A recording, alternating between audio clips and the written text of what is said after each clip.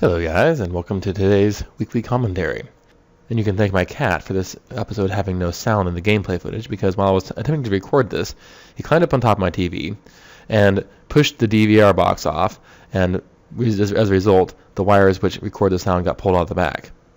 So I have always wanted to be a lucid dreamer. We spend about a third of our life asleep, and let's face it, the whole dreaming situation could really be improved. For most of us, dreaming is like being stuck into a virtual reality simulator that is set on random, with the dear operator forgetting to inform us that none of it is real.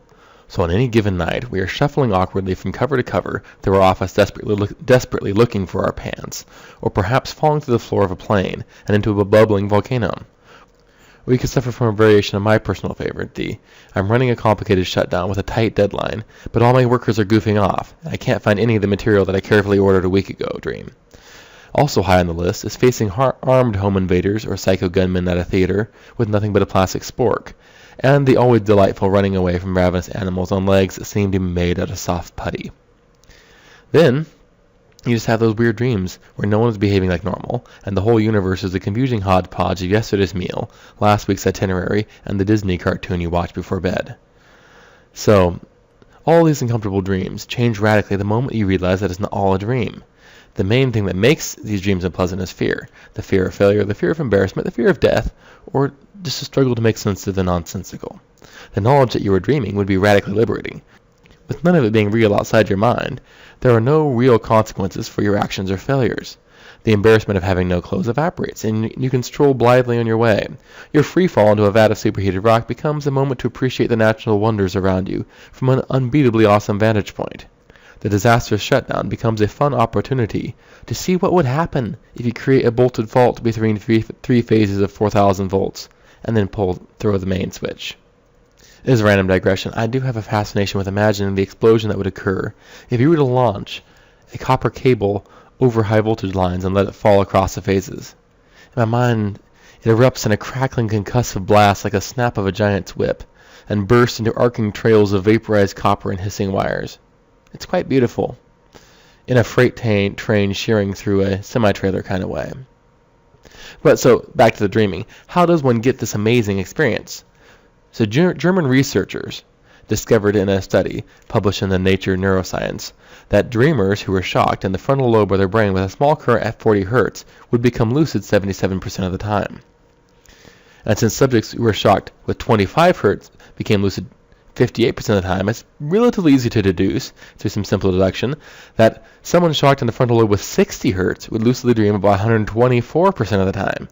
And since 60 Hz is what happens to be in the most common outlets in America, well, on an unrelated note, is anyone interested in participating in a sleep study at my house involving timers, forehead electrodes, and a 60 Hz power supply? All participants would get a percentage of the proceeds from the sale of my future SuperHero sleep headbands. And of course, without having any lucid dreaming experience of my own, I'm not really sure about the long-term effects that lucid dreaming has on a person's mental state and moral compass. I personally would prefer a lucid dreaming experience where I just had the same types of dream that I have now, just with the knowledge that it's all a dream, so I could adjust my behavior accordingly.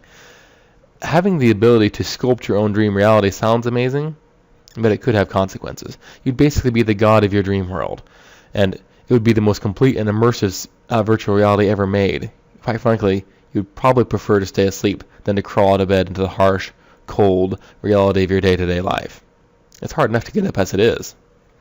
And then there's the interesting question of whether or not you'd be morally responsible for the actions that you perform while dreaming. I have never felt guilty for my behavior in a dream precisely because while I was dreaming it felt real, so I behaved like normal. But if you had your wits about you, if you knew it all wasn't real, would your choices suddenly have more consequence? Surely consciously choosing to act out your worst impulses in your dreams would be wrong, right? There might be a danger that your nightly episodes as a superhero serial killer would begin to change the way you see the everyday world. I should probably attach some warning labels to the superhero sleep headband. Something like, warning, excessive use of the superhero sleep headband could result in and is not limited to sleep addiction, disillusionment with waking life, sadistic behavior, unchecked egotism. There's also no guarantee that you will nightly turn into a superhero in your dreams. But the great thing is, if your actual life has been ruined by these side effects, you can always go back to sleep. And as always, If you guys have any future commentary topics you want me to discuss, feel free to add them in the comments and I will get to them in order. Have a great week. Thank you for watching. See you next time.